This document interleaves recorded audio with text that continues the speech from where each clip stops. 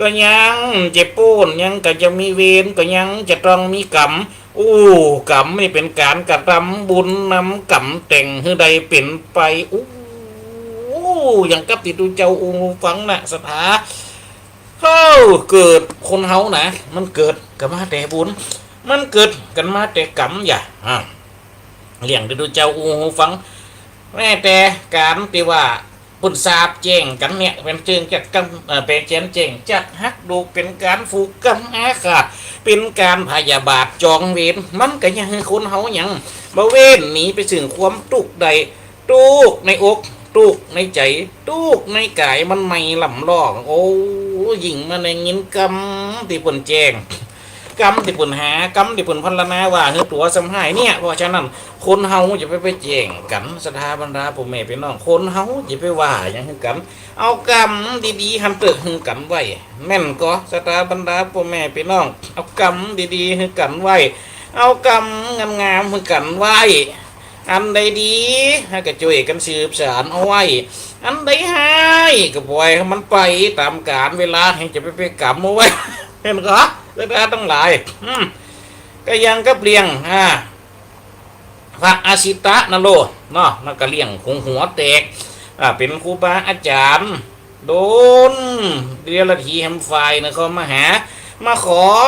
มีเปิ่นเจงหัวแตกเป็นเสียงเอากึดหนักย้อนกำเจงของเปิ่นเลยส่งพระอาสิตะเข้าไปเนี่ยสถาทั้งหลายอันนี้ก็เป็นตัวนำมาสู่ซึ่งบนห้องว่าการแก้ไขสิ่งปัญหาเลยได้มีพระอรหันต์เกิดขึ้นมาแหมตนหนึ่งเนี่ยเรื่องของพระอสิตะนี่นะญาติโยมทั้งหลายจากนั้นมาก็เป็นเรื่องของไผ่สถาบรรดาพ่อแม่พี่น้องกรรมวิบากของพระคุณธนาอโลที่ไปที่ไหนก็มีไม่ยิงติดตามตัวไปนะเนี่ยสถาบรรดาพ่อแม่พี่น้องคนเฮาก็ย่อมจะมีเวรคนเฮาก็ย่อมจะมีกรรมมันติดตามคำเจ้าเหมือนก็สถาทั้งหลายบัดใดเมื่อเจ้าก็เอากินง่ายบ่ได้เมื่อขวายก็ล้อคำลาบ่ไหลเดียนนี่เดียนจีปีนาเลี้ยวเลยจ้าตามกาลเวลามิจฉาวิชามันมีหลายประเภทมันเป็นต้นเหตุอาชญากรรมโลภบังแอมตุ่มตุนลวงหลอกค้นปอกหลอกนอกใส่ในดำฟังในธรรมบนว่าไว้แน่โอ้โดยเฉพาะในธรรมที่ตัวเจ้าจะเอาไปติดไปอูไปจ่าไปพันละนะวันนั้นตะกี้จะได้ไปติดคืนวันก่อนหมดละบันตั้งประหยัดโยมเมื่อคุณฟังรายการเปิดก็ได้ยินเปิดก็ขอเข้ามาแซมตะกี้ได้ไปปะกันตีในงานแฮมเปิดก็จะขอเขาติดแต่ยังว่าน่ะมันจีบ้านเขาเอาปัจจัยบ้านเขาโยมทั้งหลายเขาก็เลยไปติดสักกรรมมาเพราะไปติดบ้านเปิ่นเขาไปช่วยต่างไปช่วยกันได้เนี่ยก็เลยไปติดไปอูไปแจไปพันละนะไปจุ่ยสวดปุ่นเมื่อกี้นะเถียลงมาตั้งหลุมเปิดกระขอลูกไม่ย้ายคนเท่าไม่ยิงคนหนึ่งอันนี้เปิดกระฟังรายการดังเท่ามานี่ตลอดเวลานะญาติโยมทั้งหลายมันเคยละกับเดี๋ยวคนว่าฟังกูแรงตุกเอาออกเวลาใดแม่กระตุ้ยไปฟังกูโถนฟังกูโอ่งเพราะฉะนั้นก็เลยหู้หมดว่าโถนไหนออกเวลาใดโถนไหนออกเจ้าตนไหนออกคำถ้าเสียงอย่างอีสดมาตนใดจะออกถ้าเสียงจะอีสดมากับตนใดจะออกแต่เราหูหมดหรอกอย่างกับตะกี้ก็ได้ฟังกันเอาลูกเน้นไอ้พวกก็หุ่นจักบนโลกเนาะลูกตุกพี่ไอ้ไปว่าเป็นเน้นอย่างน่ะเป็นเป๊กเป็นตุกเรียมดแล้วเนี่ยญาติโยมทั้งหลายเปิ่นกับหูเปิ่นกับฟังเลยมดอาตมาภาพก็เลยได้อูได้จ๋าได้พันละนากับเปิ่นความจริงเนี่ยมันจะขอเงินเตะทำออกสักวันหนึ่งตัวเอาทำผูกเนี่ยเดี๋ยวเอาผูกเนี่ยจะไปเอาว่าอะไรไปกันป้าโธ่ทำอันนี้เป็นมิจือเนอะเฮกะก็เป็นคนเต่งเป็นไม่เต่งนะแต่เป็นยังในเมื่อเต่งขายเขาซื้อมาแล้วแต่วันใดทำมีเวลาเขาก็จะเอามาว่าคือใดวันใดทำงอกพอมีเวลาเขาก็จะมาอูมาจ่าคือใดแต่วันนี้มันว่ามันได้พอยังเล่นตัวอีกใช่ไปเล่นตัวเล่นตินเพราะวันนี้เขาจะต้องเล่นเล่าเรื่องของย่างพระมหาเถระในพระพุทธศาสนาโลมันจะเสียงนะโลกำลังมดไปแล้วกี่โดดนี่โมคคัลลนะสารีบุตรพระอริยสงฆ์แห่งพระพุทธศาสนามีจะเป็น80 โดดบุญนะแม่นก็วันนี้เขาอุ้มจะเสียงแต่วันนี้ วันนั้นชั่วโมงที่มันผ่านไปชั่วโมงที่มันกายไปเฮาได้อูเรื่องของพระอริยะสังฆเจ้าแต่ละโตนไปที่มันเกิดขึ้นมาโดยกรรมโนเรบุญนำกรรมแต่งโดยกรรมเจียงจักโดยกรรมฮักดูกโดยกรรมผูกกรรมพันโดยกรรมกระทำที่เป็นกรรมเก่าก่อนบังฝ่องตัวนั้นเกิดเป็นเพียวเทวบุตรเกิดเป็นเพียวเทวดาแต่การกระทำออกมาเนี่ยคืออริยะสังฆเจ้าเปิ้นได้พิษได้แผกได้แหวกใจกันสุดท้ายกรรมนั่นกระโดนบันดาลให้ได้มาเกิดเป็นพระสงฆ์องค์เจ้าในพระศาสนาแต่เตียวไปไหนก็มีแม่ย่าแม่ยิงติดตามนี่ก็ย้อนว่าบุญนำกรรมแต่งเหมือนกันเพราะฉะนั้นวันนี้พระเจ้าจะได้อูหูฟังนะญาติโยมทั้งหลายเฮาหลังจากที่เฮาได้อูได้จ๋าได้พัฒนาเกี่ยวกับพระเจ้าที่เปิ้นได้กรรมหากแต่งคือได้เป็นไปนี่แล้วแต่วันนี้เฮาก็จะได้อูคือคนเฮาเนี่ยคือกันได้ฟังนะญาติโยมทั้งหลายการกระทำความดีมันก็มีผลดีตอบแทนที่ตัวเจ้าได้อูไปต่อแล้วบุคคลที่อายุยืนยาวที่สุดในพระศาสนาจำได้ก็ล่ะให้จำได้ก็ถ้าคนใดจำได้เอาฟังนะมีตัวเจ้าตัวหนึ่งมันก็อายุยืนเลยปุ่นในบรรดาพระเจ้าถึงหมดในบรรดาพระเจ้าถึงมวลพระพุทธเจ้าเขายังอายุถึงขนาดนี้เต้าอายุยืนเลยพระพุทธเจ้าเขาไปแหมเต้านึงอ่ะนั่นคือพระพุทธเจ้าพระศรีรัตนะสักกายะโคดมบรมมหามุนีของเขานี่อายุ80 ปีปรินิพพานมินแล้วญาติโยมทั้งหลายแต่ตุเจ้าตัวนี้พระอรหันต์ตัวนี้กับมีอายุมันยืนยาวกว่าพระพุทธเจ้าไปแหมเต่าหนึ่งแสดงว่ากี่ปี28เนี่ยมันก็แสดงว่าเอาพุทธยืนกว่าพระพุทธเจ้าไปแหมเต่าหนึ่งก็แสดงว่าต้อง28นี่16ก็ต้อง160 ปีกะมันก็นี่เป็นหนึ่งในพระสงฆ์องค์เจ้าที่อายุมันยืนยาวที่สุดที่ปุ่นจ๋าลึกไว้ปะโตบ่ยังกับเหนียธรรมชาติปุโรนี่แม่นก็ญาติโยมทั้งหลายโอ้ปัจจัยสน้อยเนอะอายุ160นี่บางฟังว่าเอามันสัตว์ยังงุนวันนั้นว่าป่าโธ่ปันนั้นเดี๋ยวรอฟังก่อนไปฟังไปไหนเดี๋ยวนะกินข้าวไปด้วยก็ได้ฟังตัวเจ้าอูนี่ไปด้วยก็ได้แต่ห้ามปิดวิทยุอยู่ด้วยกันนี่ไปก่อนแม่นก็คนอูก็ย่อมจะต้องปึงปะอาศัยคนอูก็ปึงปะอาศัยบุญคนฟังแม่นก็แม่ปึงเฮียเสียปึงโคโตปึงผาแกงป่าสีตูนสดมันจะได้แกงป่าสีตูนเนี่ยอย่างญาติโยมทั้งหลายเขาก็ต้องปึงปะอาศัยกันนะวันนี้ถ้าคนได้จะโทรปุ่นไปคอนป่ายปุ่นในวันหนึ่งจะเปิดโอกาสให้โทรตอนนี้ไปฟังโทรดิเด็กจับจบโอ้สุดท้ายปุ่นไปวิทย์ตั้งป่ายปุ่นวิทย์เยอะวิทย์หย่อมปาดตัวจัวไหนก็จำตันจะเป็นลงไปจะนั่นห่อนแต่นะบางวันบางติดห่อนปุ่มตัวเป้จะห่อนบางวันบางติดกันโตยวหลักกักเกกลงปุ่นเนี่ยศรัทธาต้องหลายบางทีมันก็เลี้ยวแต่ในการละเวลาของมันวันนี้เพราะฉะนั้นเขาก็เลยเอาคอนตั้งป่ายเวียนเนาะศรัทธาเดี๋ยวเขาจะโทรนะวันนี้เขาได้สักบึ้จะเปิดให้โทรวันนี้เรื่องของพระยังเนี่ยวันนี้เรื่องของพระภักกุละอายุ160 ปีปาดโตแม่แต่กำปั่นปอนผลอยู่ได้กับป่ายกับลูกศรัทธาทั้งหลายเอากับกึ่งโลนั่นก็100เนี่ยพระเจ้าอายุไขคนหนึ่งกับเราเกิดพระเจ้าอันนี้160 ปียังล่ำไปเมไปพุ่นกันนะเขาฟังกำเหมือนปั่นปอนแหละตัวมีอายุปีอายุเดือนอายุวันอายุยามไปใจประกอบไปโดยโจกปีโจกเดือนโจกวันโจกยามรับได้เงินหมื่นตื่นได้เงินปั้นฝันได้เงินด้วยสุขภาพร่างกายแข็งแรงมีบามีแห้งต่อเต้ากุมเท่าหือแข็ง ฮือดูกาแข็งเหมือนดังเล็กกาฮือมีพญาเหมือนดังคมมีดฮือมีฤทธิ์ที่ขีดฮือมีฤทธิ์ที่อีทีได้ขีดประดุจจะดังชลีกันใจขาดไว้หน้ากองใจฮือมีสิตาใจ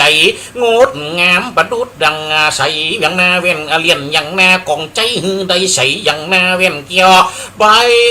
ใสอย่างหน้าเว้นเกี่ยวลูกไผ่ไข่เจ็บใหญ่น้อยกิงกาดเกลียวตกจากดังน้ำกิงกะลาดตกจากใบบัวใบบอดนี่อย่าเต้าอันนี้อายุเต้าผลพึ่งเพิ่งเต้าเปียบกระดูกไปยังเล็กกาพญาวันนี้ปัดเต้าสถานทั้งหลายเขาพังเต้าคนเก่าในสิ่งนี้มันมากู้กันอย่าแม่นก็เนี่ยอันนี้เขาปั่นป้อนตึกร้อยสาวนะคือมีอายุมันยืนยาวร้อยสาวขอบเขาว่าสาแต่ตุเจ้าตัวนี้ล่ำร้อยสาวบุญ160ปุ่นปาดโรแต่สุขภาพร่างกายแข็งแรงมีบามีแหงหลังสื่อหลังบักกองสติพญาปัญญาครบถ้วนโอ้ผิวพรรณผ่องใสถึงจะหิวไว้ผ่องได้กำเป็นหยังมีเศร้าบ่มีม่านลังกึดพอตเตอร์ญาติโยมทั้งหลายอันนี้เป็นห้องว่าบุญนำอันนี้เป็นห้องว่ากรรมแต่งโตแกน่าจะมันอาบน้ำเริ่มหัวคนเฮาเนี่ยบางฝั่งหนาวหน่อยใครอาบน้ำล่ะอีแม่เข้าใจมาอาบน้ำเร็วกูอาบแล้วไปอาบไปยังไงจูยังกูอาบตะกี้ไปอาบไปเลยนะกับกูอาบแล้วมึงแล้วฝันหันเนี่ยกันนั่นเนาะกูขอไปอาบในฝันแล้วเนาะอันนี้พุ่นนี่ลูกพูดเต้าผิวฟันสดใสเป่งอยู่จะดอกันนะสถาบรรดาพ่อแม่พี่น้องพระอรหันตสาวกะเจ้าตนนี้นี่ผิวฟันสดใสมีป่านเฉลียงเป็นเบอร์เป็นนี่บะมีนี่ก็ย้อนว่าบุญบนน้ำมาเกิดเนอะแต่จะได้มาขนาดนี้นี่มันจะซะน้อยนะญาติโยมทั้งหลายอายุเป็น160นี่แล้วไปมันพอได้ครับเอตทะคะจากพระพุทธเจ้าคนห้องว่ายังเป็นผู้ที่มีความอาพาธน้อยป้าโตตั้งแต่เกิดมาหมวยกำเตี่ยจามพิษหมอกเมียวนี่กระตึ้งได้นี่กำเตี่ยนั่นคือฟัดเตอร์โอ้ไอ้นี่เคยมีกำเตี่ยมันก็ว้าวโตได้ครับเอตทะคะจากพระพุทธเจ้าว่าเป็นผู้มีอาพาธน้อยก็คือเป็นคนที่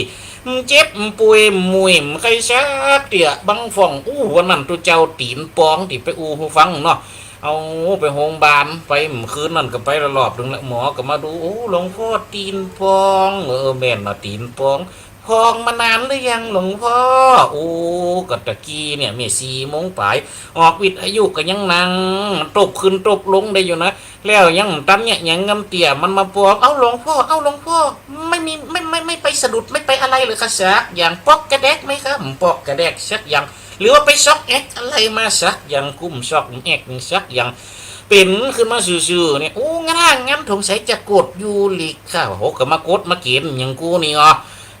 มาอยู่มาลิกอย่างกูนี่อันนี้มันเป็นที่อยู่ในเลือดขั้นหลวงพ่อก็อยู่ในเลือดแล้วมาเกี่ยวอย่างกับตีนมันเกินขั้นหลวงพ่อยันแล้วหลวงพ่อกินอะไรเข้าไปเนี่ยมันจะเป็นค่าเกานะครับกูก็ดึงเป็นเกาอีเลี้ยวรถดึงวันนี้วัดกูนี่หัวสังนี่กูนั่งตนแหลกนะหลวงพ่อฝาคูเท้าปุ่นขึ้นไม่ใช่เกาอย่างนั้นค่ะหลวงพ่อเกาอย่างไรเกาที่มันมากับเลือดอาการเป็นค่ากดยูริกเกินนะคะว่าเราจะให้กูรักษาจะได้พวกนี้หลวงพ่อมาใหม่นะเจ้าค่ะปาดโธ่แล้วกับประเด็นไอ้กูเจ็บนี่จะคืออย่างไรจะกะน้องขึ้นผัดเตอร์มันผูกมาใหม่กุ้มเดียวเสรถเข็นยูมาวันไหนพระเจ้าจำเป็นนะกาญาติโยมทั้งหลายวันผูกเจ้าไปหาเห็นไหมเขาไปฟอในโรงพยาบาลมันเตอะเพราะนั้นเขาจำเป็นได้อยู่โซนรถเข็นหรอเขาเจ็บตีนอันอื่นทั้งบนนี่อยู่ดีมีสุขหมดปุ่นไปตุกทั้งตีนวันนั้นเต้าอยากลงรถไปเขาไปลงที่ลานจอดรถก่อยซิกขังแยกไปกังนกกังเงือกกันปัดเต้านางพยาบาลอยู่โซนเป๊ะอะไรข้าใจแล้วรถเข็นไม่ใช่ทุกเจ้ามันเป็นยูมาปัดเต้าคนอยู่รถเข็นขันลังมาเขานี่มนตัวปีครับว่าเป็นหยอบนั่งปุ๊บมันยูมาเอาไปไหวปุ่นเอาไปจอดที่หน้าเคาน์เตอร์ครับ เอายืนบัตรเขากับบันก็เอาบัตรไปยืนเขาเปียมันก็ยู่เขาไปปุ่นปฏิโซรถเข็นมันเป็นว่าเป็นบริการบัดโรงพยาบาลสมัยเดียวญาติโยมทั้งหลายเขาทุ่มว่าแฟกเนาะโอ้บนบริการมัดคนที่รถเข็นต้องในลูกนั่งอยู่กับปีฮัทเดี๋ยวบนหนึ่งไปจะมาวัดความดันคนเดียวเดี๋ยวเช็คบึดงานนี่ออกมาเลยปีน่ะจึงมาแหละหลวงพ่อเจ้าขออภัยเจ้าฮื้อแขนขึ้นกำเจ้าป้าโตอังฮื้อเดี๋ยวเจ้าจะขอวัดความดันกันนะเจ้า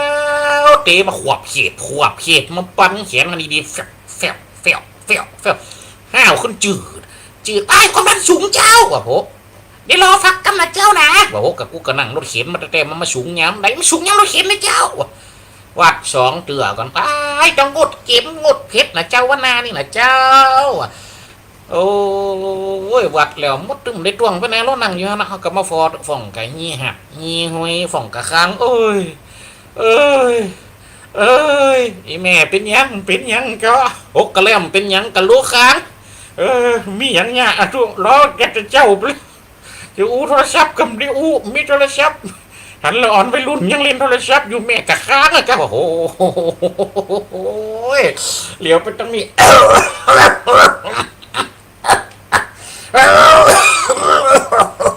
โอ้อะไรลบปอเป็นยังโอ้ปอมาฉีดยาโอ้แล้วฉีดยาเป็นยังอีปอโอ้กันบาดยักวันนั้นนะไปเกี่ยวขาต่อต่างตีนเลยว่าแล้วมาฉีดยาโอ้ก็แล้วหมอกต่อต่างตีนแล้วไปยุ่งยังกับขี้เต๋อบุญไอ้ทันขักเป็นขักตั้งเป็นมั่งเป็นตุ้ยเป็นขักเป็นเขกตายเขาก็มาเกิดในใจฉปักเลยแหวกกูนี่เนี่ยญาติโยมทั้งหลายโอ้คนมันดึงอยู่หันปั๊ดเราจะเป็นปุ่นตาลอยวันนั้นนะตาลอยเขาแตะอูแตะวันนั้นโอ้สปะสเปดตาลอยวันนั้น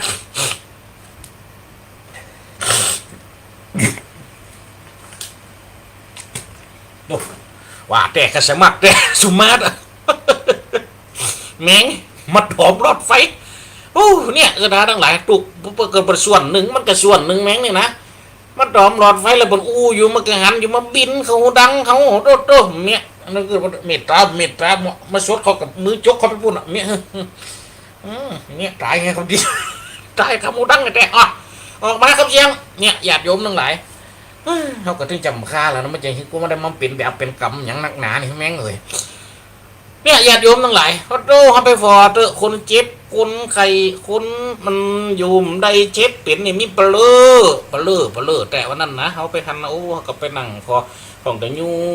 กายไปฝ่องกระยูกายมาฝ่องกระเตียวโอ้ให้ไปฟอมีหันมดเนาะในโรงพยาบาลเนี่ยนะโอ้ยอันนี้กับยังมาเตียวเสมหลังกองเนี่ยตุยกับตุยคนเท่ามายิงลูกบานได้หัวมาเสมมาใส่เสียลายเสียสีกุ้ม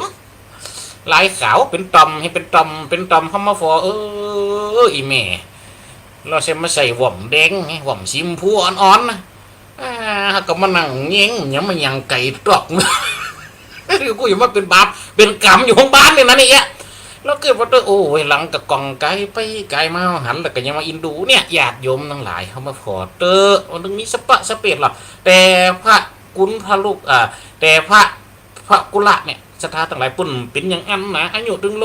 160 ปีเนี่ยอายุ80เพื่อนปุ่นหนึ่งจะได้บวชนี่สถาบรรดาปุ่นไม่เป็นน้องกลัวจะได้มาขนาดนี้ในกำเจสหน่อยเหมือนกันนะเป็นเวรเป็นกรรมมาน้ำนาเหมือนกันนะสุดท้ายหนึ่งจะได้มาชุกกายาไม่ยามลูนนี่ก่อนเก่าเดิมทีนี่เป็นลูกเศรษฐีนะสถาบรรดาปุ่มแม่พี่น้องเขาโตกำลังหักเกิดเลย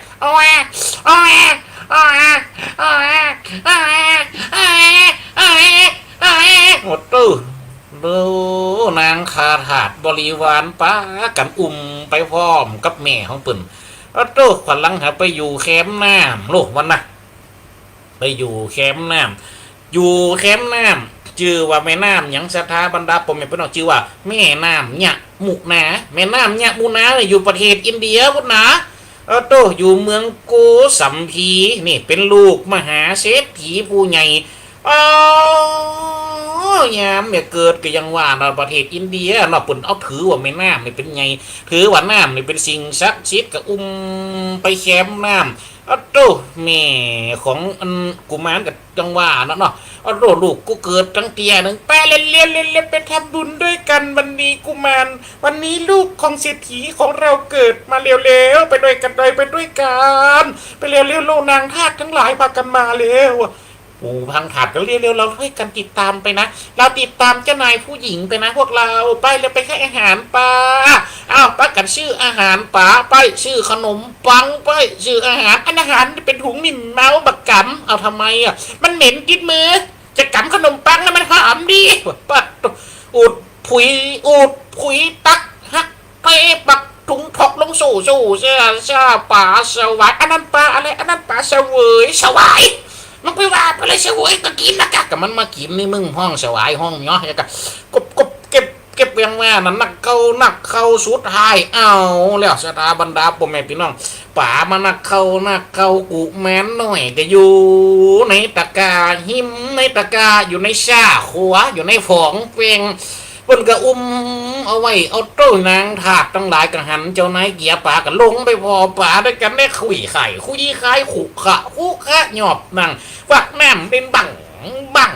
ป่ามานี่ป่ามาโต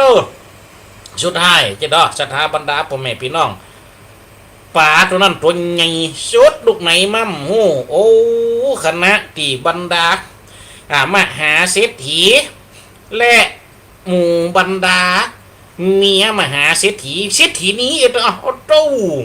ปากันเล่นน้ำอยู่บังเบ่งเต้าเป็นว่าป่าน่ะลูกไหนหูมาป่ากับพงยักโผล่ขึ้นมาจวบละอ่อนเนี่ยกวบปั๊บลงไปน้ำไปเลยอ้าวแล้วอยากกวบปัดเต้านั่งหมู่บรรดาคาถาบริวารมหาเศรษฐีก็ตามนางเศรษฐีนี้ก็ตามแบบนี้แล้วป่าจวบลูกกูไปแล้วว่าให้หุยกันกุยไก่เกิดอะไรขึ้นคือพระน้องนางเกิดอะไรขึ้นไม่มีแล้วค่ะเป็นอะไรเป็นยันป่าจวบกุมารลงน้ำไปแล้วค่ะหายเจ็บเลยดังกวบกำเดียวไม่มีแล้วหายตอมเลยป่าโตโปมหาเศรษฐีมือวักน้ำตียังได้ก็ได้เอาจกปีกระดึงนี่ยังชดออกมานั่นสถาทั้งหลายนี่และเนี่ยขนาดจาดกำเนิดครั้งแรกของภักกุละกุมารนี่นะที่จะได้ไปเป็นตัวเจ้านี่โตโดนป่ากินแหมกำโลบุญก็มีผีก็มาโพดคือได้เกิดขึ้นป่าตัวนั้นตีลื่นกุมารมันนั่นเต้าเอาคามเมียงไปพุ่นโลกองในกุมารไปในต้องเต้าป่ากระฟงตัวนั้นสุดท้ายเมียงหยังหยับใดเมืองพาราณสีพุ่นดูคามไปจะเป็นจังหวัดสถาบรรดาพ่อแม่พี่น้องก็ยังบ้านเฮาในปุ่นคามยังจังไม่ว่ากันมาเต้าป่าเอาคามด้วยมากันนั่นยังว่านะสถาบรรดาพ่อแม่พี่น้อง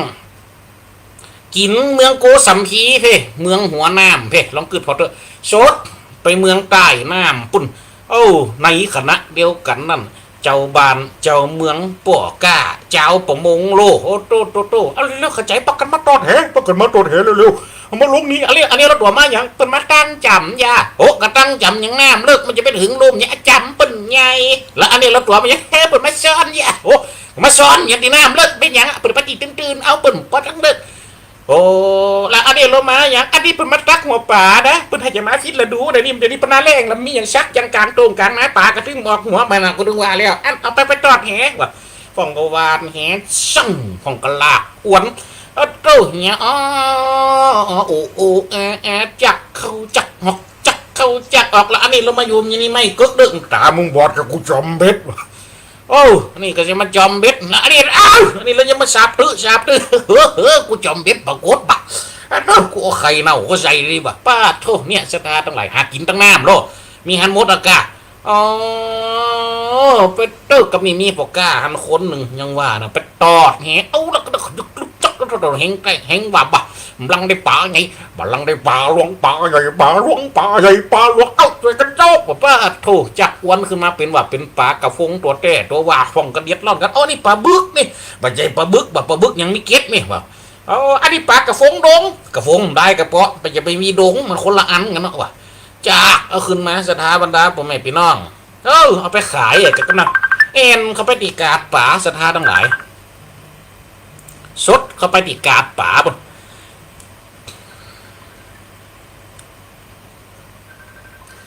ฟังกระโทเข้ามาไปฟังโทเข้ามาเดนเนอร์คณะนี้นะเดี๋ยวเขาจะเปิดสายให้โทรเข้ามาแฮมสักบึ้ดปนเนอร์นะครับเขาจะได้เปิดสายให้โทรเข้ามาตอนนี้โทรเข้ามาในรายการมีอย่างจะอู้ก็จะหารายการ FM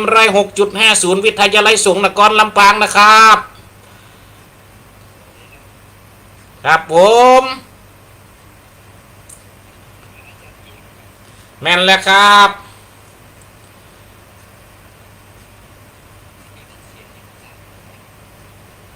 ฮัลโหล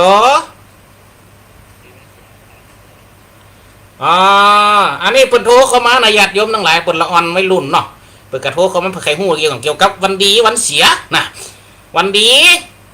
วันดีก็คือวันที่บันดีใจการใจงานวันที่มันเป็นมังกรวิถีที่อันล้ำเลิศงานประเสริฐยิ่งกว่าวันละยามทั้งหลายวันเสียนี่แบ่งเอาไม่ด้วยกัน2อย่างเสียโดยยามและก็เสียโดยวันสมมติวันเสียประจำวันในเดือนไหนจะมีอยู่2วันนับวันพัดสตาเข้าไปแหมบางเตี่ยนับวันพัดสตา2เตี่ยกระตุกอยู่ติดไหนเสียอยู่4วันปาดโธ่ก็ลองมาขึ้นวัดเตอร์สตาบรรดาพ่อแม่พี่น้องนะครับอันนี้จะถามมันก็จะ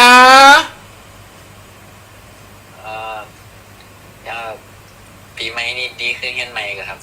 อย่างกับปีใหม่เป็นเดือน4ในปีนี้ปีใหม่เขาขึ้นมานี่ตกเป็นวันที่1จะดีตั้งแต่ถ้าว่าเอาตามปฏิทินของปีใหม่ถ้าว่าจะฮือดีวันค่ำจะมีอยู่วันที่4วันที่11วันที่13วันที่18วันที่20วันที่22และวันที่24วันที่29วันที่31สำหรับวันดีทำมงคลแต่เอาตามเลิกตามยามมีวันที่1วันที่3วันที่9วันที่17วันที่23วันที่27วันที่30ครับครับอันนี้คือมือจันทร์วันดีของปีใหม่เดือนมกรานี่นะครับตกเป็นเดือน4พอดีเนอะขึ้นเห็นใหม่ได้ครับครับอันนี้ก็เป็นบุคคลในบรรดาโทรเข้ามาญาติโยมทั้งหลายหามือจันทร์วันดีโอ้ได้ฟังมันก็ไปตามนะเดินสถานทั้งหลายนะถ้ามาหายามที่บทออกวิทยุนะมันก็จะเป็นต้องเป็นไปได้ไว้จ้ะเนี่ยนะญาติโยมทั้งหลายนะตะกี้อู้ทางไหนอู้ถึงตลาดกาดป่าก็ขายป่ากันอยู่เจินเจ้าเอาป่ากอดเจ้าอันนี้ขายป่าอย่างนี้อันนี้ปลาส้มเจ้าโอ้อันนี้ปลาส้มเลยมาเอาเดี๋ยวนี้พวกไอ้มาเจินเจ้าอันนี้เจ้ามาขอกับเจ้ามาเวกขอกันได้นะเจ้าอันนี้ป่า3 แดดเจ้าโอ้ผมมีกระแดดเดี๋ยวอันนี้มัน3 แดดแล้วเจ้าจะลืมกูเจ้า3 แดด3 เหมยเจ้าปาดโธ่มันก็จะล้ำเนี่ยแม่อันนี้หาย5ก็อันนี้แม่ขาย5ชื่อเขาโอ้อันนี้เป็น5ใหญ่ฟออันนี้5ปลาเลาะอันนี้5ปลาดุกอันนี้5ปลาชูนอันนี้5โมโอ้ขายไปจะได้แม่ขายไปกิโลตัวกิโล10 ขีดเจ้าปากโทษเดี๋ยวกูจะได้มาตีคนเฮาย้อนเนี่ยมันยังกูซื่อๆกี่บาทมันเป็นกิโล10 ขีดกระตาต่อกันหมดกะปัดโตสดไปอันนี้อย่างอันนี้ปัดโตเจ้าซื้อกับเจ้าปัดโตเจ้าอะไรเราผมเนี่ยขายปลาบวงเอาของปลาบวงขายปลาบวงแล้วตัวอันนี้ลงขายปลาอันนี้ปลาสลิดครับโอ้มีปลาสลิดแหละโอ้ยมาตัวแต่ตัวว่ามันพวมตัวใหญ่ไหมครับมาว่ามันมีนักกับสลิดนักกับสลิดน้อยครับตัวปีเจ้าว่าได้ป่ะโตตู้จ่าทั้งหลายว่าตู้ก็มีป่าหันตัวไปกระตึงเอาเพราะเป็นป่าตัวกาเป่งราคาแห่งกาหมักหามาลำบากตัวใหญ่ตัวหลวงโอ้ในคณะเดียวกันนางเศรษฐีแห่งเมืองพาราณสีห้ามแหมแล้วตะกี้เศรษฐีโกสัมพีเดี๋ยวนี้เศรษฐีนี้พาราณสีไม่เลี้ยงเมืองพาราณสีไม่เลี้ยงสีมาซื้อป่าแล้ววันนี้แล้ววันนี้จะไปซื้อป่าแกมก่อนอยากจะกินแกงป่าโอ้เพราะใครมีใจใครอยากป่าอย่างฮุกวันนี้นะจะนี่จะมาลาบวันนี้จะซื้อปลาตองนะวันนี้ซื้อปลาตองมาอย่างลูกจิ้นป่านะลูกจิ้นปลาตองโอ้ไม่เป็นไรค่ะที่หนูติดตามไปกับป่าคนใจด้วยกันเป็นปุกยุ่มยำเศร้า อูกันตังติงตังติงบะเบะบะอะเบะเขาว่ากาดเป้กับแม่เลี้ยงเอาอย่างเจ้ามันนี่จะมาขอป่านะวะอ้าวเจริญพรอาจเจริญพรก็สมควรเลี้ยงปลาเป่าเนอะครับอันนี้ขึ้นก็ขึ้นเรื่องหกองครับเอาเลย6แหละเรื่องหกครับเรียกว่า6.50นะตอนนี้เป็นขจัดหมอครับไม่ขจัดมาดิมออกกันครับเพราะว่าตอนนั้นท่านอาจารย์นั่นน่ะออกครับแหละอาจจะเป็นฟังบ่เป็นก่อนเนอะขับรถแกอาจารย์เนอะสาธุตอนนี้ออกคืน106อยู่นะครับสาธุเจริญพรเนอ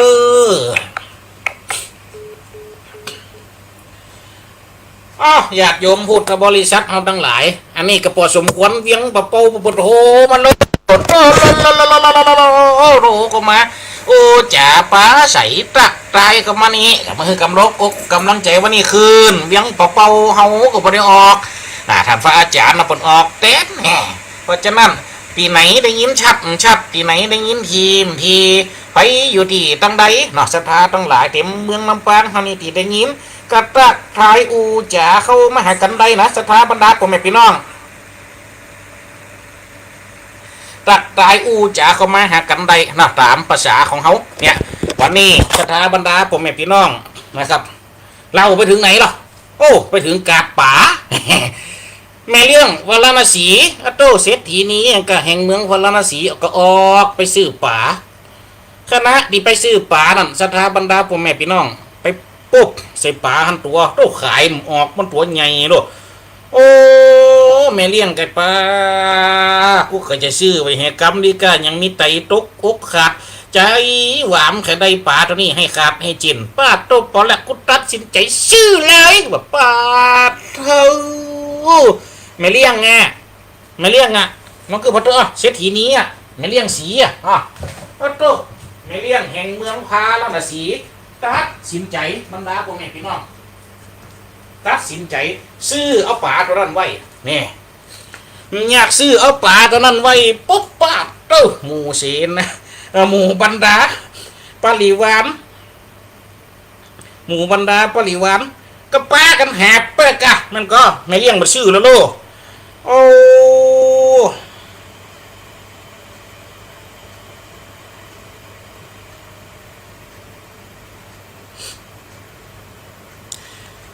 โป้ากันแหบเป้กะอาแหลนปัดทุต้องไก่อึ่งตึงเฟียไปถึงบ้านกับสั่งหมู่บรรดาคาถาปริวารปลดใจพวกเรามาช่วยกันหน่อยเร็วๆไม่เลี้ยงเป็นซื้อป่ามาฮันน่ะป่าไงป่าหลวงป่ากระโฟงซ้ำมาเพิ่นจะเอาทอดแล้วนะมาเอามาช่วยกันใส่ขี้เร็วๆว่าป้า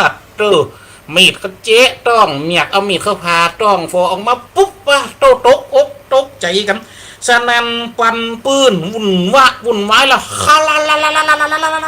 ตายอะกูไม่แล้วเป็นละอ่อนอยู่ในต้องป่าดิว่าเข้าเส้นกันนึกว่าตายเป็นว่ามันตายโดนี่ศรัทธาบรรดาพ่อแม่พี่น้องละอ่อนคนนั้นมันจะตายนะเป็นละอ่อนที่ยังเป็นยังจ้วงยังดินได้หงุดหงัดโอ้เส้นมาหักเนี่ยอ้วนอุดปุดปาดเข้าเอาละกำนันเส้นแม่เสียผีไม่เลี้ยงสีแห่งเมืองพาราณสีนี่เส้นจะมีลูกโตเป็นแม่เลี้ยงหมันแล้วก็พอตัวลูกกับเมียจะดอกกูก็มีเซมมาได้ละอ่อนในต้องป่าลังเทวดาบนฟ้าท่านทรงมีน้ำใจเหลือเกินท่านประทานเด็กคนนี้มาให้กระหม่อมใช่ไหมเพคะขอบคุณองค์มหาเทพพยาค่ะป้าโตดีอกดีใจได้ละอ่อนมาเลี้ยงน้ำตาปังฟึกสถาบรรดาพ่อแม่พี่น้องได้ละอ่อนมาดีอกดีใจปันนั่นบ่นางเฮ้ยว่าเศรษฐีผู้ป่อไม่เป็นไรเราจะเลี้ยงไว้แต่ยังว่านะตอนที่พาต้องนะคนหันไหลมันเนี่ยกันกาดฮัลโหลหามมาเนี่ยคงคว้าที่กาดท่านเอาเห็นแล้วกันนั่นคนหันกันเล่ากันไปปากสืบปากตะกี้นะยังแม่มหาเศรษฐีนี้วันมาเนี่ยมันจะได้มาชื่อป๋าตัวจัดใหญ่ มีดผ่าต้องเสียแล้วอ่อนอยู่ในต้องป่านะว่าเขาอ่อนอยู่ในต้องป่าข่าวนี้ก็ยังว่านะเรื่องปักสิบปักยุคเก่านะมันจะมีโทรศัพท์หรอยังเดียวหรอเรื่องนี้สุดท้ายก็ไปถึงเมืองยังโกสัมพี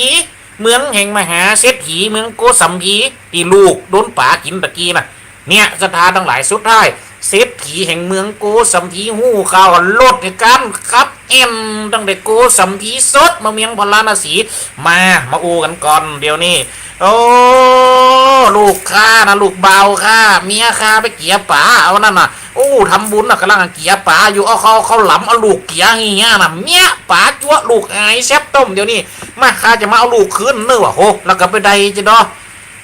ไม่เลี้ยงสีเมียงพลานาสีเปิดกระหักแล้วละขอบครัวเปิ้นโอ้เปิดกระนึกก็เป็นลูกเปิ้นน่ะว่าเนี่ยเดือดร้อนพระเจ้าผมมาทัดเมืองพาราณสี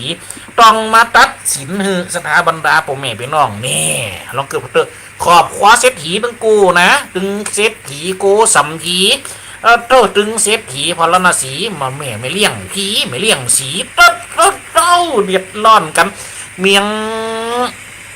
พญาเจ้าเมืองพระเจ้าผมมาตัดพาราณสีเพราะเหตุนี่มันไปหู้กันที่เมียงพาราณสีเปิดกระเล่นลุงมาตัดสินเนอนายฟังกูก่อนจะไปได้นะพญาประเดี๋ยวนี้จะมาอู้กันนี่นะมาขึ้นบ้านพญาน่ะเดี๋ยวก่อนฟังกูก่อนไม่จะฟังนายพญาจะฟังนะประเดี๋ยวนี้นะลูกเจ้านี่นะมันอยู่ในต้องตาฟังก่อนเดี๋ยวกูจะฟังแม่ละเจ้าเดี๋ยวนี้เจ้ามันจะปอดใจนะประเดี๋ยวนี้กับเจ้าก็ไปจังหวะนะไปเกี่ยป่านะตะกี้นะแล้วลูกเจ้าโดนป่ากินนะเดี๋ยวก่อนฟังกูก่อนต้องตั้งเต็งลองเกิดมาตึงโอ้สุดท้ายแล้วปุ๊บพญาลำเดือสูจะเอาอย่างใดวะแม่แต่ฝ่ายหนึ่งเป็นฝ่ายฮือกำเนิด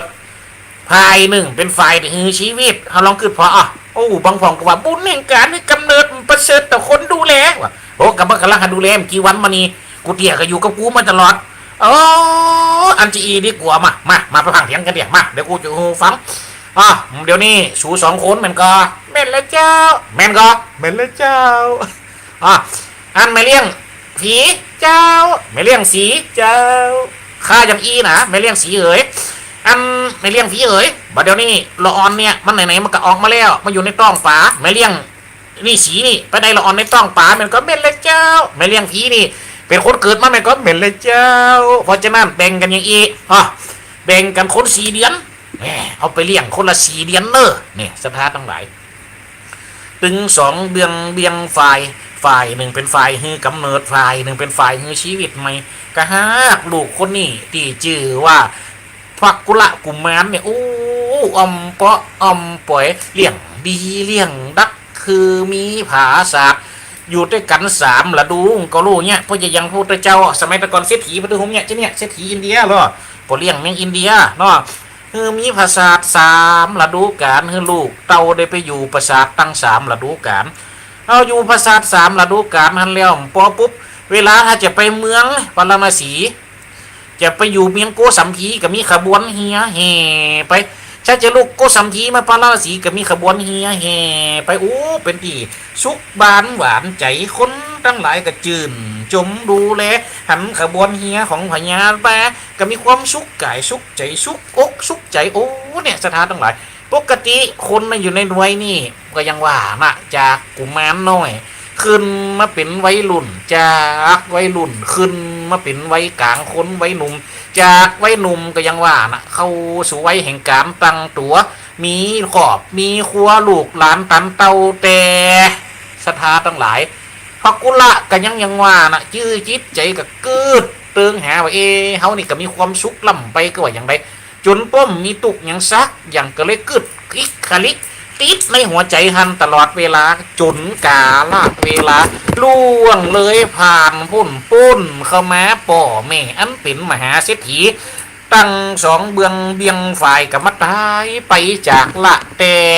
พระกุละกุมาร แต่พระกุละกุมารเปิ้นจะทำหน้าที่เพราะสมบัติพัสถานทรัพย์สินเงินคำต่างๆนะก็มีนักหนาฟ้าปานยุ่มถึงคันจะต้องได้ตุกใจมันจะเสี่ยงหินจากนี่กระตึ้งจะเสี่ยงแต่เปิ้นก็ยังว่าน่ะคนเฮาจะติดอยู่อย่างก็ว่าอย่างใดมันก็เป็นไปมันได้จนมีอยู่กาละครั้งหนึ่ง ตอนนั้นพระกุละกุมารก็อยู่กับลูกหลานตันเต้าอยู่ด้วยพันระยะลูกเต้ายังว่าพ่อแม่ก็ตายละเท่าละโลอายุ80แล้วตอนนั้นนะโอ้ร่วงเลยเขาสู่ไว้อายุ80 ปีก็คือว่าถ้าตามมันเท่าก็คือว่าสู่ไว้จะล้านะอีกเด้อโตในตลอดระยะเวลาแห่งไว้ชราในทศวรรษภาษาเนี่ยแปลว่า10หรอในรอบ10 ปีผ่านมานี่โคมาถึง8 ปีละมีใจชีวิตกับใจความสุขไปอย่างเงี้ยโอ้กึดหาแก่นสารใดจนมีอยู่ในกาละวันหนึ่งหู้ข่าวว่าพระพุทธเจ้าเป็นมหาบุรุษเดินทางมาเทศนาธรรมสั่งสอนเจ้าบ้านเจ้าเมืองโกสัมพีที่โกสัมพีเนี่ยวิหารโอ้ก็เลยเดินทางปุ่นไปก็เลยไปฟังนะปุ่นฟังละมันจะมีสัจธรรมอย่างก่อพระตถาคตมาถึงพระพุทธเจ้าเดินทางมาถึงเขาก็ลองจะไปฟังปุ่นเตียดจะลองไปฟังปุ่นอูลองไปฟังปุ่นจ่าฟังกรรมละนะปุ่นก้อนว่าสถาบรรดาพ่อแม่พี่น้องพระกุละกุมารพระกุละในวัยชราก็เดินทางเข้าไปถึงที่ไหนสถานทั้งหลายไปถึงวิหารอันพระพุทธเจ้าได้เทศแต่พระพุทธเจ้าวันนั้นก็ได้เทศเรื่องอย่างสถานต่างๆความเป็นไปของโลกในการติดอยู่ในโลกแห่งสงสารเนี่ยพระกุละก็ได้ฟังแล้วโอ้ก็ยังกับพระพุทธเจ้าเทศของตัวฟังกูสิงกูยังเนี่ยยังมาโดนตีเฮาหมดยังมาเมนตีเฮาหมดข่าวเนี่ยก็ดังออกไปโอ้พระพุทธเจ้ามาเทศนั่นเม่นกระตักว่ายังกระดูกนะเด้ครับแต่ไปฟังเตอะเร็วๆพวกเราพากันไปฟังธรรมพระพุทธเจ้าพากันไปฟังธรรมตถาคตโอ้เจ้าเป็นตักแม่นกูสิงกูยังว่าอันได้กระแม่นมดเป็นสัจธรรมแห่งโลกมดว่าไอ้หลังอย่ามาตักกูเป็นนี่ทกศให้หมอกะวะกูโอ้เนี่ยสถานทั้งหลายพระกุละกูสั่งพระกุละเปิดก็เลยไปฟังปรากฏว่าโอ้ได้ดวงตาทั้งพระพุทธเจ้าโสดสัมผัสอายตนะหูตาจมูกลิ้นกายใจอันใดฟังไปได้รับรู้เกิดความปิติในจิตในใจตัดสินใจขอบวชนี่สถานทั้งหลายถ้าขนั่งตอนที่พุ่นขอบวชตอนนั้นอายุเปิดกับ80 ปีแล้วนะเส้นจะเป็นอุปสรรคเลยเป็นมหาเศรษฐีร่ำรวยสุขกายมาตลอดอายุก็เส้นมันเท่าอมกันบวชย้ำเท่า80ของกำขอบวชว่าล่อมันจะสักตัวหื้อวะขณะที่บวชปุ๊บเอาไว้แห่งการ80บัจจิอุปสรรคเลยตั้งใจสมาธิสำศีลภาวนาเดินจงกรมได้7 วันหลังจากที่การบวชนั้นในเวลาไกลแจงของวันที่8ปฏิบัติมา7 วันนับตั้งแต่วันนี้ที่บวช1 2 3 4 5 6 7วันที่8กำลังจะแจงก็ได้บรรลุเป็นพระอรหันต์พร้อมโดยปฏิสัมภิทายานตั้ง4นี่ศรัทธาบรรดาพ่อแม่พี่น้องโอ้โดเนี่ยคนเฮาลังจะหู้โลติลิลิงติงติงติงติงติงติงติลิลิงติลิลิงติลิลิลิลิติลิลิงติงติงติงติงติงติงติงติงติลิลิงเตี้ย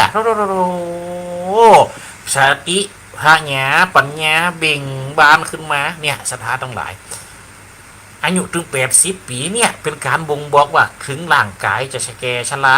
มันเป็นอุปสรรคต่างๆนะต่อการที่จะปฏิบัติธรรมเพียงหูนี่เรื่องกาวนี่ก็ได้ทั้งไปพระพุทธพระอรหันตสาวกะเจ้าก็ตามพระขีณาสาวกะเจ้าก็ตามพระสงฆ์องค์เจ้าทั้งหลายก็ตามก็เลยไปถามพระพุทธเจ้าว่าจะได้ปืนอายุยืนนานปานนี้แต่สุขภาพร่างกายปืนดีเต้าเดียวนี่พระพุทธเจ้าก็เลยเล่าย้อนอดีตไปให้ฟังเนี่ยสถานทั้งหลายข้าพระพุทธเจ้าเวนกูตถาคตจักจะได้พันละนาบอกกล่าวย้อนคือฟังนี่เราไป2 จากนี่พระพุทธเจ้าก็เลยย้อนคือฟังไป2 จากเล่าคือข้างในสมัยพระพุทธเจ้าที่ชื่อว่าอโนมาทัสสีนี่พระกุฏะได้ไปเกิดเป็นพระฤาษีคณะนั้นพระพุทธเจ้าอโนมาทัสสีพร้อมด้วยหมู่อรหันต์บ่สบายเจ็บต้องเนี่ยสถาบรรดาผมไม่เป็นรองพระฤาษีก็เป็นผู้รักษาโลกยุกยาช่วยเหลือเนี่ยบุญที่ช่วยเหลือกำจูพระพุทธเจ้าอนุมาทสีจาดนั่นเนี่ยโดนมันนานคือจาดนี่เลยมีการเจ็บป่วยมุ่ยไข้เป็นเพศเป็นภัยอันใดซักอย่างนี่ย้อนเราโลถอยเอามาแหมนี่ถอยเอามานะต่อมาในสมัยพระพุทธเจ้าที่ชื่อว่าปทุมมุตตะพระพุทธเจ้าพระ พระกุละเนี่ยก็ได้ไปเกิดเป็นคหบดีเศรษฐีใหญ่หันเสพระเจ้าปทุมอุตระเปิ่นแต่งตังเอตตะคะพระอรหันต์ในดานภูมีหยังเนี่ยความเป็นโลกหน่อยก็เลยดลบันดาลใครคือเปิ่นใครเป็นจะอันเลยถามมาพุทธเจ้าปทุมอุตระพุทธเจ้าปทุมอุตระก็เลยบอกกล่าวจี้เนี่ยแนวทางก็เลยตั้งในหันมาก็เลยถวายยานี่แก่พระสงฆ์องค์เจ้าในพระศาสนามาตลอดเกิดมาจากนี่เลยมีอายุมันยืนยาว120 ขวบ160 ขวบเข้าภาษาเนี่ยพระพุทธเจ้ากับอูวนจ๋าบรรลนาคือพังบรรดาพ่อแม่พี่น้องโอ้เปิดก็ได้ตั้งสัจจะไว้โลศรัทธาตั้งหลายตั้งเกิดขณะเป็นตุเจ้านะอายุถึง80เลย80แล้วนะบวชนะเปิดก็ได้ตั้งสัจจะไว้ถือธุดงค์เขาวัดในคอยังเนสันชิกะเนสัตชิกะก็คือยังถืออิริยาบถนั่งเป็นวัดเดินเป็นวัดยืนเป็นวัดเต็มนอนพอดูขณะอายุ80แล้วนะตลอดระยะเวลาที่เปิ่นบวชเข้ามาเปิ่นนอนเลยสถาบรรดาพ่อแม่พี่น้องกำเป็นอุปสรรคสักอย่างก็เปิ่นพอเปิ่นเนี่ยคือคนในหูพอเปิ่นเนี่ยคือคนได้หันเปิ่นเนี่ยคือคนเขาได้ประจักษ์หันต่อหน้าตันตาลูกสถาตั้งหลายจนคนนั้นเราไปพระโตต่างๆนะมันก็ยังว่านะว่าจะเป็นยุคใดว่าจะเป็นสมัยใดเล่าดีมีเล่าให้มีโอ้ยเป็นดีอินดูสถาบรรดาพ่อแม่พี่น้องกำสปะสเปดกับพระมหาเถระเจ้ากระตึงเกยกลัวนะฟังก็ว่าโอ้บนจ้างกับปฏิบัติปึ้มจีจ้างเตดสักเตี้ยล่ะว่าคือเปิ่นสปะสเปดหรอกพระกุละเนี่ยเหตุการณ์ในบนเนี้ยคือประจักษ์ต่อหน้าตั้งตาหันกับปู่ครูกุคนฟักกุละฟักกุละเถระมันก็ยังคือหันหรอกมีอยู่ข้างหนึ่งอาจิระกัสสปะเนี่ยเป็นเปื้อนเดียวกันกับเปื้อนนะสถาทั้งหลายยุคนั้นโอ้แต่เปื้อนได้บวชในศาสนานะอาจิระกัสสปะเนี่ยเปื้อนบวชในศาสนาแห่งศาสนาหนึ่งสมัยเก่ามันมีหลายศาสนาเราอยู่ในยุคกับพระพุทธเจ้าพระหากตะองค์สมเด็จสัมมาสัมพุทธเจ้าของเขานี่มีอยู่หลายศาสนาด้วยกันตีคอยซ่อนกันตอนนั้นมีอยู่6 ศาสนากันเนี่ยอาจิระกัสสปะในบวชอยู่ในเดรัจฉีนอกศาสนาก็เดินตามเข้ามาเอวหาฟักกุละเนี่ยสถาบันพ่อแม่พี่น้องฟักกุละเถระเนี่ยก็เลยมาถามโอ้บวชมาตั้งเหมือนตัวก็อยู่เป็นมีลูกมีเตามาแล้วมาบวชอยู่จีอีนี่ปุ่นถามซื่อแล้วโน่ยุ่งเก่าน้องก็บอกถึงจะเป็นเดรัจฉีก็สมัยปดสัตว์กับกูซื่อเลยมันกึดใจไผ่ในกามของกะวะพระกุละเถระเนี่ยตอบเข้าไปเลยสถานทั้งหลายตอบสั้นๆแต่ง่ายๆเปิ่นบอกไว้ตั้งแต่เปิ่นถือพนวดบวชในพระพุทธศาสนาความยินดีในการต่างๆนั่นนะความยินดีในทรัพย์สินสิ่งของความไม่ดีในความยินดีในการบุกครองแห่งโลกเปิ่นมีเลยสถานทั้งหลายนี่พระจิระกัสสปะได้ยินอีสักกึดใจเลยนะดูคนเฮาลังจะหู้โลกคนเฮาลังจะได้สอนกันโลกคนเฮาลังจะได้มาผายมาโพดกันโลกเนี่ยก็เลยขอบวชเลยนะขอบวชในพระพุทธศาสนาตัวพระกุละเถระเฮาเลยนี่ตัวพระกุละเฮาเนี่ยศรัทธาบรรดาปู่แม่พี่น้องกาละเวลากระตึงนะเพราะว่าเปิ่นอายุถึง160 ปีกันพระพุทธเจ้าปรินิพพานตอนนั้นอายุ80 ปีเปิ่นบวชได้เห็มกี่ปีอะก้าพระพุทธเจ้ากับปรินิพพานเปิ่นก็ยืนยงคงศาสนาได้ห่วมได้หันการประกอบพิธีการสังฆายนา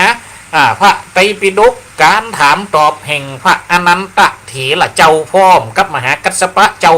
ตูนเป็นเก่าเงาแห่งศาสนาถามตอบกันมาซึ่งปัญหาธรรมะเนี่ยศรัทธาบรรดาพ่อแม่พี่น้องกาละเวลานั้นปุ๊บถึงการแห่งล่วงเลยถึงการเวลาแห่งการกระทำซึ่งสังฆายนาจะล่วงเลยไปแล้วก็ตามถึงการทรงสการปุงสรีระสังขารพระพุทธเจ้าจะล่วงเลยไปแล้วก็ตามเปิ้นก็ยังปฏิบัติอย่างเก่าเพื่อเป็นตัวยืนยันคือได้ฮู้ว่าโลกนี้บ่ล่างสิ่งอรหันต์โลกนี้บ่ได้ล่างสิ่งการปฏิบัติถ้าตราบใดนะถึงพระพุทธเจ้าได้อยู่จักกับเฮาแล้วแต่ถ้าเฮายังเชื่อตามพระพุทธเจ้าถ้าเฮายังปฏิบัติตามแนวที่พระพุทธเจ้าได้ก่อร่างสร้างไว้คือเฮาเนี่ย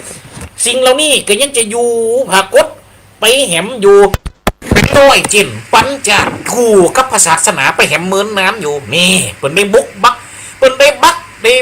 อูไปปันนี่เลยสถาบรรดาผมแม่พี่น้องล้อน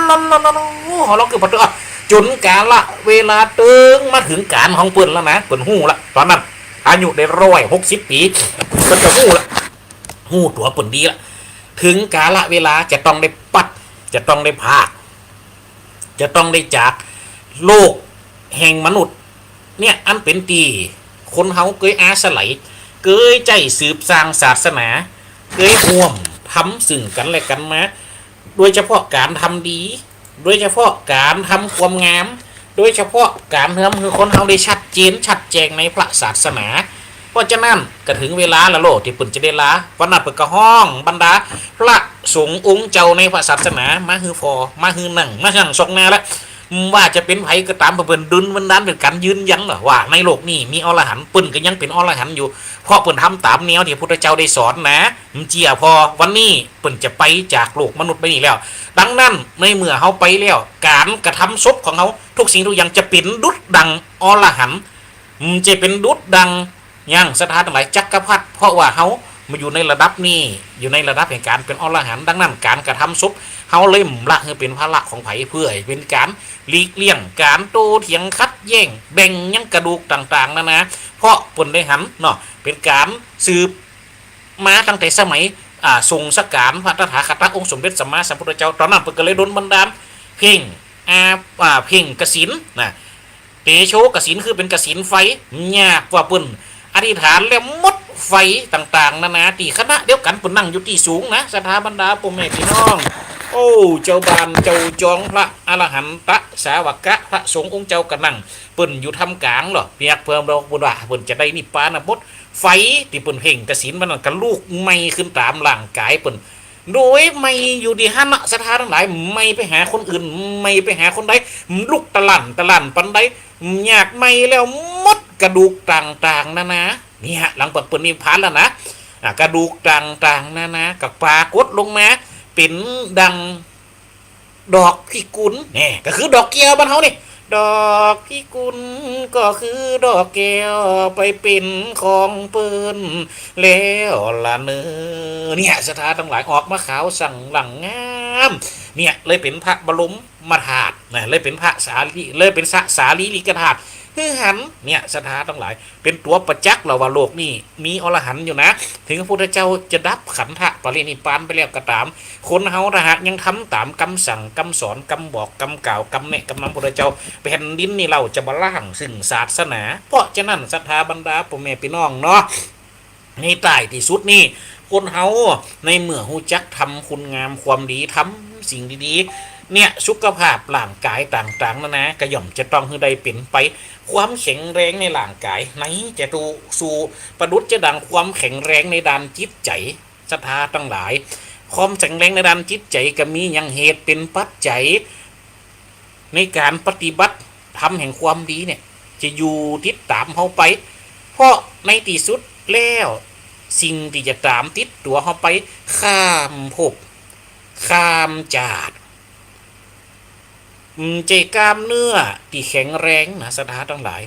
แต่คือบุญกุศลและความบริสุทธิ์ของจิตใจแม่นก็สถานทั้งหลายกล้ามเนื้อแข็งแรงรูปร่างรอสวยงามปานได้กระจ่างจบสิ้นภายในจากนี้เผาที่นี่ก็ไม่ที่นี่แต่สิ่งที่จะติดตามตัวเขาไปกู้ภพกู้ชาติไปอยู่กุศลกุสิ่งก็คือความยังบุญกุศลและความบริสุทธิ์ของจิตใจเนี่ยจะไปสืบสานต่อยอดให้ได้เกิดในจากนาให้เป็นผลที่ดีเพราะฉะนั้นในที่สุดแห่งการเล่ามานี่ตั้งแต่เก้าสุดปลายก็ได้สิ้นสุดถึงแล้วเวลาเพราะฉะนั้นอาตมาภาพก็จึงขออำลาศรัทธาบรรดาเจ้าป่อนายแม่เจ้าปี่ในน้องสาธุชนคนชาวพุทธอันใดรับฟังรายการ FM